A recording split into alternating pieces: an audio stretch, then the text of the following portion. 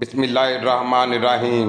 شروع اللہ کے پاک نام سے جو بڑا مہربان نہایت رحم کرنے والا ہے۔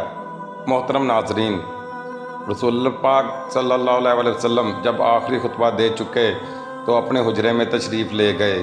پھر جب آپ کو بے ہوشی ہوئی تو دروازے پر ایک شخص نے آ کر پکارا، السلام علیکم اہل بیت النبوہ۔ کسی نے اس کی آواز سن کر یہ جواب دیا کہ اس وقت رسول اکرم صلی اللہ علیہ وسلم کو غشی ہے، اس وقت تمہیں آنے کی اجازت نہیں ہو سکتی۔ اس شخص نے پھر پکار کر کہا کہ السلام علیکم اہل بیت النبوہ۔ جب دوسری مرتبہ پکارنے والے نے پکارا تو اس عرصہ میں ان کی آواز رسول اکرم صلی اللہ علیہ وسلم کے کان میں گئی۔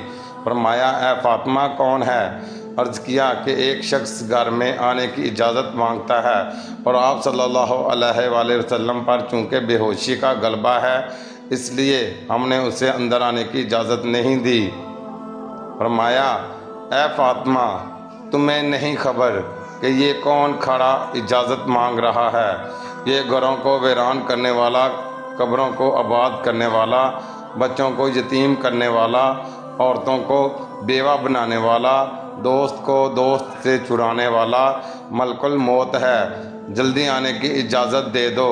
جب حضرت فاطمہ رضی اللہ تعالی عنہا نے سنا کہ ملک الموت آئے ہیں تو بے ساختہ رو پڑیں، ہائے مدینہ آج ویران ہو جائے گا۔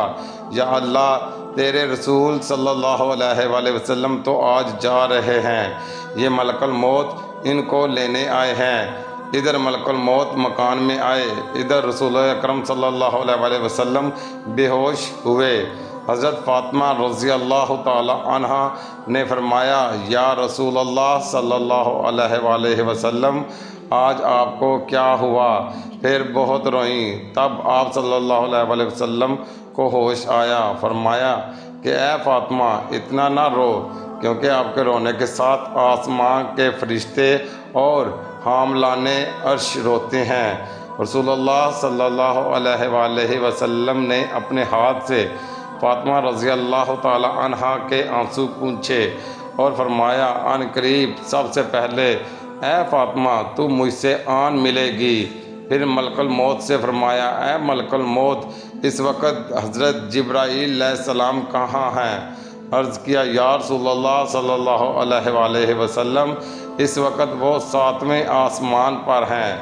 آسمان کے ملائک حضرت جبرائیل کو تعزیت دے رہے ہیں کہ اے جبرائیل علیہ السلام، آج تمہاری رسالت ختم ہوئی، آج تمہارا قرآن پہنچانا بھی تمام ہوا۔ اگر جناب محمد رسول اللہ صلی اللہ علیہ وسلم وفات پا گئے تو جبرائیل علیہ السلام بھی دنیا سے گئے۔ اتنے میں حضرت جبرائیل آئے اور کہا کہ اللہ تعالیٰ نے آپ صلی اللہ علیہ وسلم کو سلام فرمایا ہے اور آپ کا مزاج پوچھا ہے۔ فرمایا کہ اے جبرائیل علیہ السلام، اس عالم میں میرے لیے کیا تیار کیا گیا ہے؟ عرض کیا کہ حضرت دوزخ ٹھنڈی ہوئی، جنت آراستہ کی گئی، پورا ملائک آسمان پر آپ صلی اللہ علیہ وسلم کے منتظر ہیں، رضوان جنت دروازہ کھولے آپ کا انتظار کرتا ہے۔ فرمایا، اے جبرائیل علیہ السلام، بتاؤ میری امت کے لیے کیا حکم ہے؟ فرمایا کہ جس کے ہونٹوں میں جان رہ جائے گی وہ بھی اگر دل میں توبہ کرے یا توبہ کے لیے ہونٹ ہلائے گا تو بھی 1000 برس کے گناہ معاف ہو جائیں گے، اور جس نے توبہ کی اس کو آپ اپنی شفاعت سے بخشوائیں گے، آپ جس کی شفاعت فرمائیں گے وہ بخشا جائے گا، آپ غم نہ کھائیں۔ اتنے میں ایک اور فرشتے نے حاضر خدمت ہونے کے لیے اذن طلب کیا۔ رسول اکرم صلی اللہ علیہ وسلم نے فرمایا کہ جبرائیل علیہ السلام، یہ کون ہے؟ عرض کیا کہ یہ حضرت اسماعیل علیہ السلام فرشتہ ہے، آسمان دنیا کا داروغہ ہے۔ جس دن اس نے آپ کو معراج کی شب میں دیکھا ہے، آپ کے جمال کا عاشق ہوا ہے، آج اسے معلوم ہے کہ رسول صلی اللہ علیہ وسلم وفات پائیں گے۔ اس نے جناب باری میں عرض کیا کہ الہی مجھے ایک مرتبہ اپنے نبی پاک صلی اللہ علیہ وآلہ وسلم کی زیارت ان کی زندگانی میں کرنے کا موقع عنایت فرمائیں۔ یہ فرشتہ رب العزت سے اذن سے لے کر حضور پاک صلی اللہ علیہ وآلہ وسلم کی زیارت کرنے حاضر ہوا۔ پھر حضرت جبرائیل علیہ السلام نے عرض کیا کہ ملک الموت حاضر ہیں۔ رسول اللہ صلی اللہ علیہ وآلہ وسلم نے فرمایا کہ اے ملک الموت، تم میری زیارت کرنے آئے ہو یا میری جان قبض کرنے؟ ملک الموت نے عرض کیا، مجھے خدائے پاک نے حکم دیا ہے کہ جو کچھ مرضی ہمارے رسول پاک صلی اللہ علیہ وآلہ وسلم کی ہو ویسا ہی کرنا۔ اگر جناب کی مرضی پاؤں تو روح قبض کروں گا، ورنہ زیارت کر کے چلا جاؤں گا۔ اس وقت رسول اللہ صلی اللہ علیہ وآلہ وسلم نے حضرت جبرائیل علیہ السلام کی طرف دیکھا۔ حضرت جبرائیل علیہ السلام نے عرض کیا، یا رسول اللہ صلی اللہ علیہ وآلہ وسلم، خداوند کریم نے آپ کو بلایا ہے اور اب آپ کا دنیا میں رہنا پسند نہیں کرتا۔ یا حضرت حور و غلمان آپ کی زیارت کے مشتاق اور ملائک آپ صلی اللہ علیہ وآلہ وسلم کے منتظر ہیں۔ رسول اللہ صلی اللہ علیہ وآلہ وسلم کو ثابت ہوا کہ اب اللہ کو یہی منظور ہے کہ دار فنا کو چھوڑوں اور دار بقا کو اختیار کروں۔ فرمایا کہ اچھا، میری ازواج کو سامنے بلاؤ۔ سب بیویاں حاضر ہوئیں۔ فرمایا کہ دیکھو، تم صبر کرنا اور تقوی اختیار کرنا، اپنے گھروں سے باہر نہ نکلنا۔ حضرت ام سلمہ رضی اللہ تعالیٰ عنہ نے عرض کیا کہ رسول اللہ صلی اللہ علیہ وآلہ وسلم کا کیا حال ہے؟ فرمایا کہ اب وہ وقت قریب آ گیا ہے کہ تم میری آواز نہ سنو گی اور نہ مجھ کو دیکھو گی۔ اور پھر فرمایا، اے فاطمہ، حسن اور حسین کو بلانے کے لیے کسی کو بھیجو۔ حضرت فاطمہ رضی اللہ تعالی عنہا نے کسی آدمی کو بھیجا اور کہا کہ بہت جلد حسین کو بلا لاؤ، کیونکہ سید المرسلین صلی اللہ علیہ وآلہ وسلم کی وفات کا وقت بہت قریب ہے۔ وہ شخص حضرت حسن اور حسین رضی اللہ تعالی عنہما کو بلانے گیا اور کہا کہ جلدی چلو، تمہیں حضرت محمد صلی اللہ علیہ وآلہ وسلم نے بلایا ہے۔ حضرت حسن رضی اللہ تعالی عنہ نے فرمایا کہ اتنی جلدی کیوں ہے؟ کیا ہمارے نانا جان کا آخری وقت ہے؟ کیا آپ وفات فرمائیں گے؟ گھبرائے ہوئے حضرت حاضر ہوئے۔ رسول اللہ صلی اللہ علیہ وآلہ وسلم نے ان کو اپنے پاس بٹھا کر ان کے سروں پر ہاتھ پھیر کر فرمایا کہ میری امت کے ظالم تم پر ظلم کریں گے۔ حضرت فاطمہ رضی اللہ تعالی عنہا نے عرض کیا کہ حضرت، اگر ان پر ظلم ہوگا تو یہ آپ صلی اللہ علیہ وآلہ وسلم کے بعد کس کو کہیں گے؟ رسول اللہ صلی اللہ علیہ وآلہ وسلم نے فرمایا کہ اللہ کافی ہے۔ حضرت حسن اور حسین رضی اللہ تعالی عنہما کی آپ کی وفات کی باتیں سن کر روئے۔ ان کی آواز سے جو مجمع صحابہ کرام رضوان اللہ تعالی علیہم اجمعین کا حجرہ شریف کے چاروں طرف جمع تھا رونے لگا۔ اے جبرائیل علیہ السلام، رسول اللہ صلی اللہ علیہ وآلہ وسلم کے بعد آپ کی امت کا کون رکھوالی ہوگا؟ یہ سن کر آپ صلی اللہ علیہ وآلہ وسلم بھی روئے۔ حضرت ام سلمہ رضی اللہ تعالی عنہا نے کہا کہ رسول اللہ صلی اللہ علیہ وآلہ وسلم تو ہر صورت میں اچھی جگہ تشریف لے جاتے ہیں، آپ صلی اللہ علیہ وآلہ وسلم کیوں روتے ہیں؟ فرمایا کہ میں اپنی امت سے جدائی کے صدمہ میں روتا ہوں۔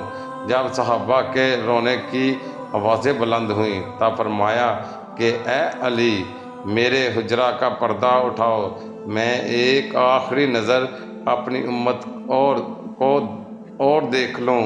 حضرت علی رضی اللہ تعالی عنہ نے پردہ اٹھایا اور صحابہ کو پاس بلایا۔ جب وہ دیوانوں کی طرح رونے لگے، سب کو فرمایا کہ اے مصیبت زدہ لوگو، صبر کرو، میں جاتا ہوں تمہارے لیے حوض کوثر اور جنت آراستہ کرتا ہوں۔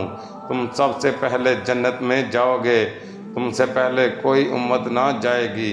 اے میری امت، دین اسلام پر قائم رہنا اور قرآن کو اپنا امام بنانا۔ اے اللہ، میں نے تیرا پیغام پہنچا دیا۔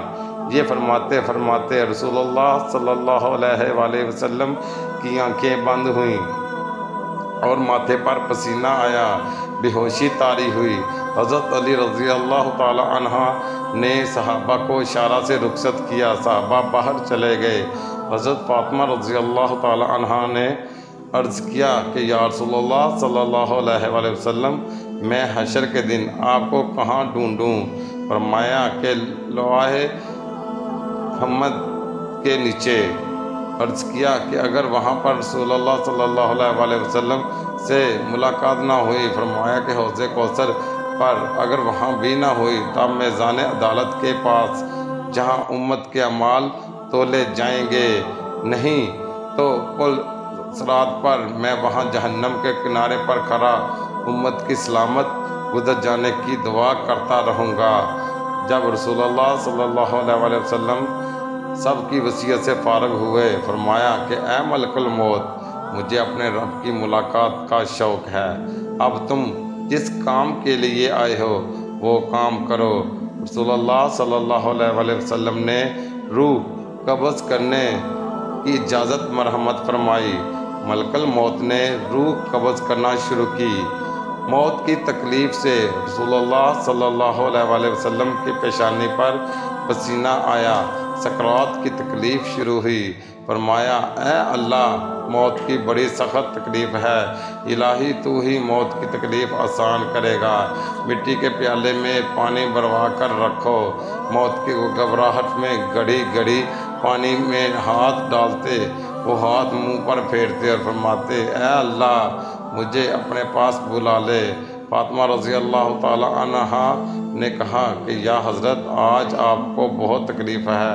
فرمایا اے فاطمہ، جب میرا انتقال ہو جائے تو کہنا انا للہ و انا الیہ راجعون۔ پھر آپ صلی اللہ علیہ وآلہ وسلم کو نزاع کی تکلیف زیادہ ہوئی تو حضرت جبرائیل علیہ السلام روئے اور اپنا منہ پھیر لیا۔ رسول اللہ صلی اللہ علیہ وآلہ وسلم نے فرمایا لوگو دیکھو، نماز کی حفاظت کرنا۔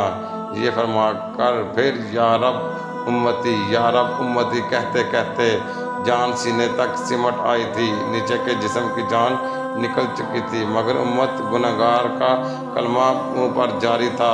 حضرت جبرائیل علیہ السلام نے فرمایا کہ اللہ تعالیٰ فرماتا ہے کہ ہم آپ کی امت پر 1000 درجہ آپ سے زیادہ مہربان ہیں۔ اے نبی صلی اللہ علیہ وآلہ وسلم، آپ اپنی امت کو میرے سپرد کر کے موت کی تکلیف کو آسان کیجیے۔ یہ سن کر فرمایا اب میرا دل ٹھنڈا ہوا، ایک بیک گردن مبارک کا مہرہ ایک طرف کو مائل ہوا اور روح مبارک آسمان کی طرف پرواز کر گئی۔ امید ہے کہ ویڈیو آپ کو پسند آئی ہوگی۔ ویڈیو پسند آئی ہے تو چینل کو سبسکرائب کر لیں اور کمنٹ سیکشن میں استغفر اللہ لکھنا مت بھولیں۔